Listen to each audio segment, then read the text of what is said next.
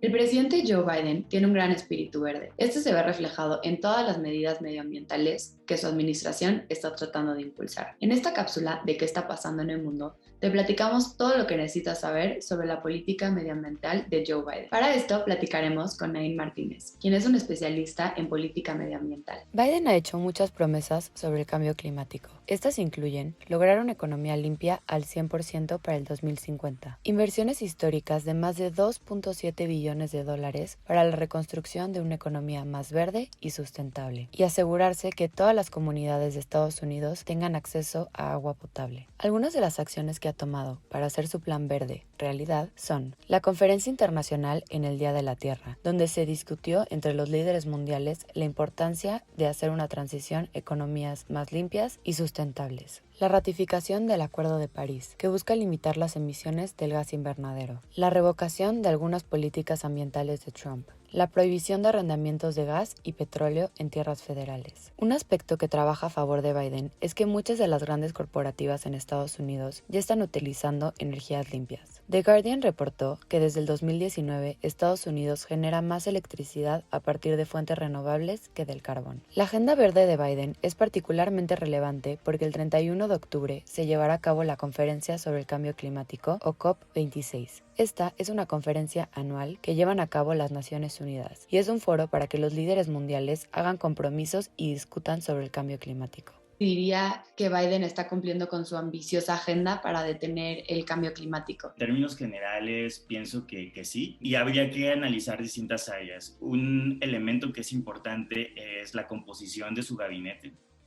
Por ejemplo, conformó esta posición de enviado especial de la presidencia en cambio climático con el nombramiento de John Kerry. Esta posición y este personaje tiene las credenciales y la capacidad política para poder establecer negociaciones de manera creíble tanto a nivel externo como a nivel interno. Pero también es el caso de otros personajes que están en el gabinete, por ejemplo, Jennifer Granholm, que es la secretaria de Energía, quien además de haber sido gobernadora de Michigan, también fue investigadora en políticas de transición energética en UC Berkeley por más de 10 años.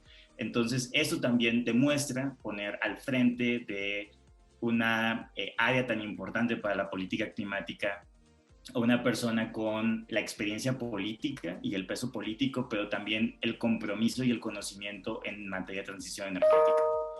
En ese sentido, también es importante, por ejemplo, considerar la ambición de los objetivos que se han establecido en Estados Unidos. Uno de ellos, por ejemplo, alcanzar las cero emisiones en el sector energético para el 2030. Esto es una ambición enorme.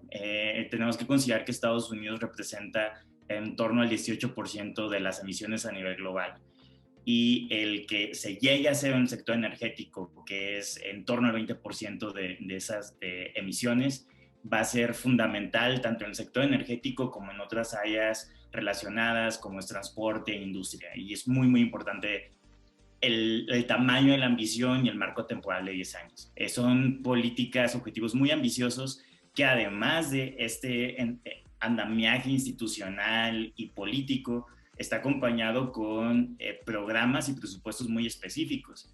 Por ejemplo, para este año, el gobierno, esa administración, va a destinar en torno a 36 mil millones de dólares para la política climática, lo cual, para que nos demos una idea, es por lo menos 20% superior a todo el presupuesto del gobierno federal de México.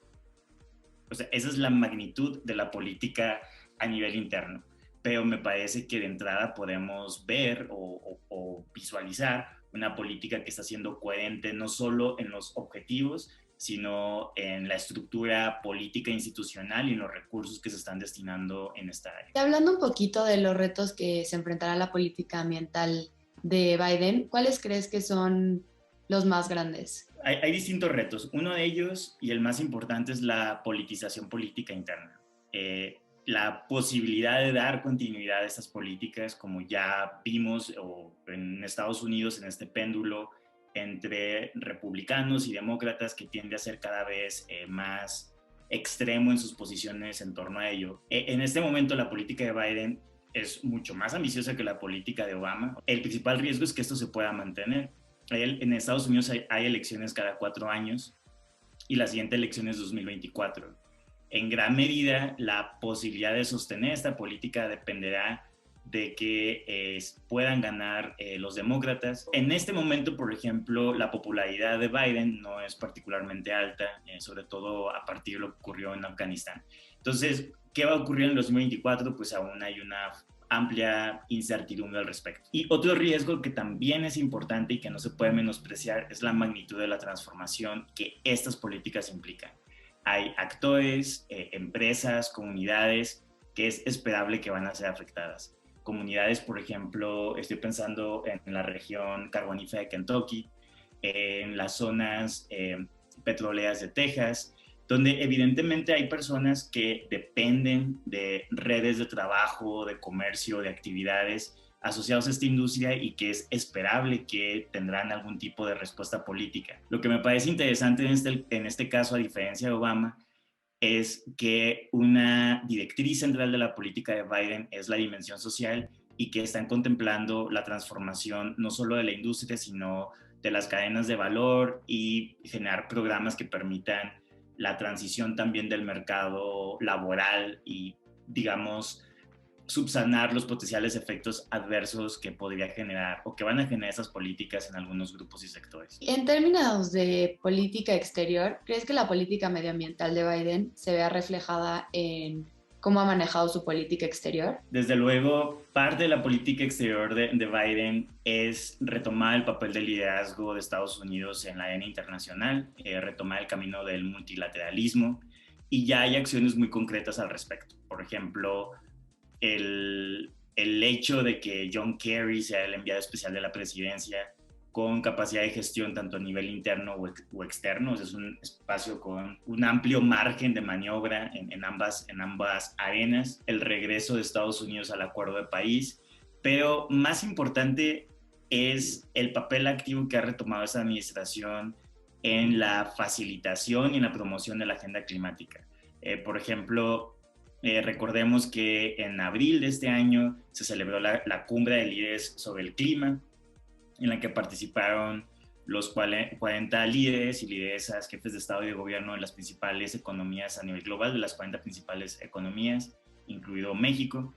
Y la principal función de esa primera cumbre era convocar a estas personas, a estos jefes de Estado y de Gobierno, para promover la agenda climática. Y el pasado 17 de septiembre acaba de pasar, aunque no tuvo una gran visibilidad, Biden de nuevo convocó en seguimiento a esta cumbre a un foro de las principales economías sobre energía y clima, en el que no tuvo tanta visibilidad porque fue un foro cerrado, donde aparentemente ahí es donde se desarrolló parte de las negociaciones rumbo a la COP26 en Glasgow. Uno de los resultados que ya se conocen o que han trascendido esta reunión es un potencial acuerdo en el marco de la COP26 de reducción de emisiones de metano. Finalmente, ¿por qué es relevante que uno de los líderes más importantes a nivel mundial esté poniendo tanto énfasis en el cambio climático y qué podríamos esperar de Biden en la COP26? Sin la participación de Estados Unidos en la COP26 sería prácticamente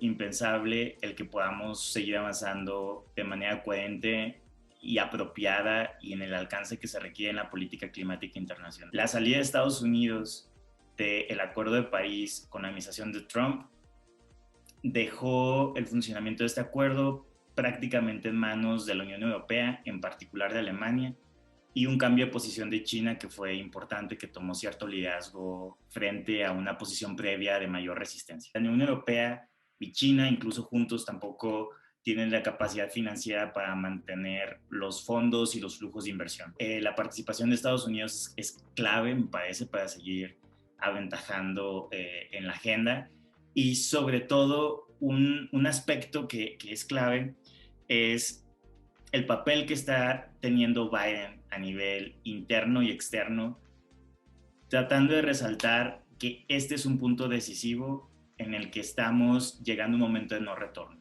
y que lo que ocurre en la siguiente década va a permitir que podamos efectivamente mitigar los efectos del cambio climático o que esos efectos tengan repercusiones tan adversas que incluso puedan comprometer el funcionamiento de nuestros sistemas sociales y políticos, como ya lo observamos con los millones de desplazados climáticos a nivel global que están generando inestabilidad política y temas de seguridad, y lo que podemos esperar en el corto y mediano plazo es que esos problemas se intensifiquen. Pues muchísimas gracias por su tiempo y por hacer la entrevista.